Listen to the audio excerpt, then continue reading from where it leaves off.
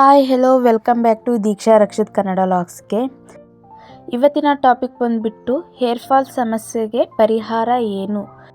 ಇತ್ತೀಚಿನ ದಿನಗಳಲ್ಲಿ ಎಲ್ಲರಲ್ಲೂ ಕಾಡುವಂತಹ ಹೇರ್ ಫಾಲ್ ಸಮಸ್ಯೆ, ಸಣ್ಣ ಮಕ್ಕಳಿಂದ ವಯಸ್ಸಾದವರು ತನಕ ಹೇರ್ ಫಾಲ್ ಅನ್ನೋದು ಎಲ್ಲರಲ್ಲೂ ಕಂಡುಬರ್ತಾ ಇದೆ. ಅದಕ್ಕೆ ಕಾರಣ ಏನಂದರೆ ಇವತ್ತಿನ ವಾತಾವರಣ, ಪೊಲ್ಯೂಷನ್, ಇದಕ್ಕೆಲ್ಲ ಮೇನ್ ರೀಸನ್ನೇ ನಮ್ಮ ಆಹಾರ ಕ್ರಮ. ಹೇರ್ ಫಾಲ್ ಸಮಸ್ಯೆಗೆ ಬೆಸ್ಟ್ ಹೇರ್ ಜೆಲ್ನ ತೋರಿಸಿ, ಇದರಿಂದ 100% ಹೇರ್ ಫಾಲ್ ಕಡಿಮೆ ಆಗುತ್ತೆ. 1.5 ಸ್ಪೂನ್ ಮೆಂತ್ಯಕಾಳು, 1.5 ಸ್ಪೂನ್ ರೋಸ್ಮೆರಿ ಹಾಗೂ 10ರಿಂದ 15 ಲವಂಗನ ತಗೊಂಡಿದ್ದೀನಿ. ನಾನು 1.5 ಸ್ಪೂನ್ ಅಗಸೆ ಬೀಜ, ನಾನು ಇದನ್ನು ರಾತ್ರಿನೇ ನೀರಲ್ಲಿ ನೆನೆಸಿಡಬೇಕು. ಅಗಸೆ ಬೀಜನ ನೆನೆಸಿಡಬೇಡಿ, ಲವಂಗನ ಸ್ವಲ್ಪ ಕುಟ್ಟಿ ಹಾಕಿ ಅದರಲ್ಲಿರೋಂಥ ಅಂಶ ಎಲ್ಲ ಚೆನ್ನಾಗಿ ಬಿಟ್ಕೊಳ್ಳುತ್ತೆ. ಮೆಂತ್ಯಕಾಳಿನಲ್ಲಿ ಪ್ರೋಟೀನ್, ನಿಕೋಟಿನ್, ಆಮ್ಲ, ಕಬ್ಬಿಣಾಂಶಗಳಂಥ ಅಂಶಗಳು ಹೇರಳವಾಗಿದೆ. ಕೂದಲು ಉದುರುವಿಕೆಯನ್ನು ತಡೆದು ಬೆಳವಣಿಗೆಯನ್ನು ಉತ್ತೇಜಿಸುತ್ತದೆ. ಮೆಂತ್ಯ ನೀರನ್ನು ಬಳಸುವುದರಿಂದ ಕೂದಲು ದಪ್ಪ, ಹೊಳೆಯುವ ಹಾಗೂ ಬಲಶಾಲಿಯಾಗುತ್ತದೆ. ಇನ್ನು ರೋಸ್ಮೆರಿ ನೋಡೋದಾದರೆ, ರೋಸ್ಮೆರಿಯಲ್ಲಿ ಕೂದಲಿನ ಕಿರುಚೀಲಗಳನ್ನು ಆಕ್ಸಿಡೇಟಿವ್ ಒತ್ತಡದಿಂದ ರಕ್ಷಿಸುತ್ತದೆ. ಇದು ಅಕಾಲಿಕ ಬೂದು ಬಣ್ಣವನ್ನು ತಡೆಯಲು ಸಹಾಯ ಮಾಡುತ್ತದೆ. ಇದು ಕೂದಲಿನ ಕಿರುಚೀಲಗಳಿಗೆ ಹೋಗಿ ರಕ್ತ ಪರಿಚಲನೆಗೆ ಸಹಾಯ ಮಾಡುತ್ತದೆ. ಇನ್ನು ಲವಂಗದಲ್ಲಿರುವ ಯುಜೆನಾಲ್ ನೆತ್ತಿಯಲ್ಲಿ ರಕ್ತ ಪರಿಚಲನೆ ಸುಧಾರಿಸಿ ಕೂದಲು ಉದುರುವಿಕೆಯನ್ನು ತಡೆದು ಹೊಸ ಕೂದಲು ಬೆಳೆಯಲು ಸಹಾಯ ಮಾಡುತ್ತದೆ.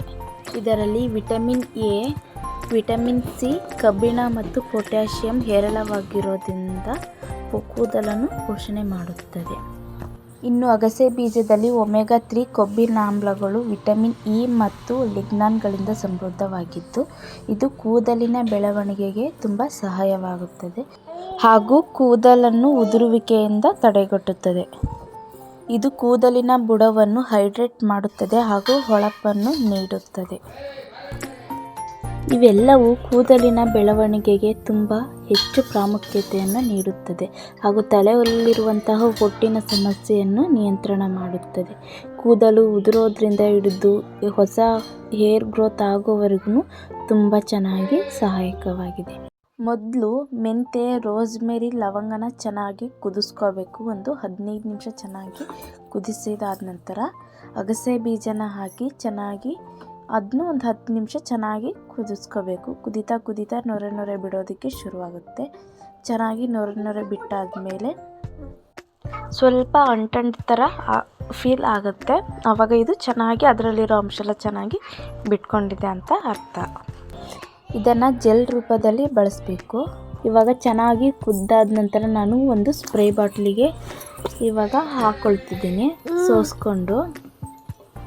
ಚೆನ್ನಾಗಿ ಸೋಸ್ಕೊಂಡು ತಣ್ಣಗಾದ್ಮೇಲೆ ಸ್ಪ್ರೇ ಬಾಟ್ಲಿಗೆ ಹಾಕ್ಕೊಂಡು ದಿನಕ್ಕೆ 1 ಬಾರಿ ಹಿಂಗೆ ನೈಟ್ ಆದರೂ ಸರಿಯೇ, ಮಾರ್ನಿಂಗ್ ಆದ್ರೂ ಸರಿಯೇ 1 ಬಾರಿ ಸ್ಪ್ರೇ ಮಾಡಿಕೊಂಡು ಚೆನ್ನಾಗಿ ಮಸಾಜ್ ಮಾಡ್ಕೋಬೇಕು. ಆಯಿಲ್ ಅಪ್ಲೈ ಮಾಡ್ಕೊಂಡ್ರೂ ಏನು ಪ್ರಾಬ್ಲಮ್ ಏನಿಲ್ಲ. ಇದರಿಂದ ತೊಂದರೆ, ಸೈಡ್ ಎಫೆಕ್ಟ್ ಏನಿಲ್ಲ.